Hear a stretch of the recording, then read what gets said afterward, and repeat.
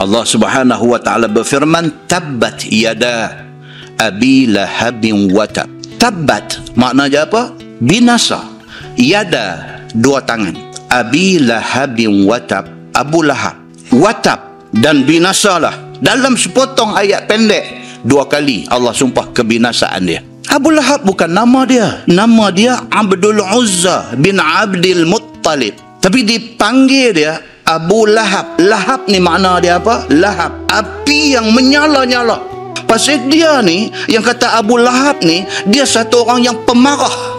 Abu Lahab ini diceritakan di dalam sejarah, di dalam tarikh, bahawa dia ni bila masa pun jumpa dia, muka dia merah menyala macam api. Dia marah siapa? Dia marah Islam dan dia marah Nabi SAW. Oleh kerana dia ni satu orang yang pemarah, muka ni sentiasa perongeh, sentiasa bengis, sentiasa marah, dan marah pula kepada Nabi dan kepada Islam, maka dia dipanggil Abu Lahab. Allah Subhanahu wa taala pun panggil dia Abu Lahab. Bahkan Allah kata, tabbat yada abi lahabin watab.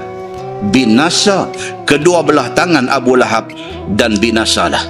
Ma aghna anhu maluhu wa ma kasab. Tak ada faedah bagi dia segala harta benda yang dia ada dan segala usaha yang dia buat. Tuhan kata. Maknanya apa? Orang seumpama Abu Lahab ni, hang ada harta banyak mana pun tak ada makna. Harta dia yang bergedung-gedung, harta yang dia miliki begitu punya banyak bertimbun-timbun, tidak memberi manfaat kepada dia. Pada hari dia dicampak ke neraka, harta benda itu tidak boleh tolong dia. Ma aghna anhu maluhu wa ma kasab. Bahkan apa usaha dia buat, semua tak ada faedah. Sayasla naran zatalaha. Apa pun yang dia buat, kelak di hari akhirat esok, dia akan dihumban ke dalam api yang lahab, macam nama dia Abu Lahab. Wa mra'atuhu hammalatal hatab. Manakala bini dia hammalah, kerja pikul al-hatab, kayu api.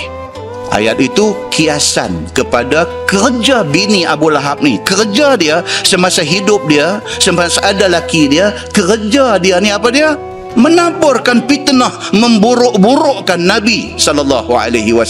Maka dia diumpamakan macam orang yang duk pikul kayu api, yang kayu api itu nak bakar dia sendiri esok ni. Fi jidiha hablum min masad. Pada lehernya ada tali yang dibuat daripada sabut.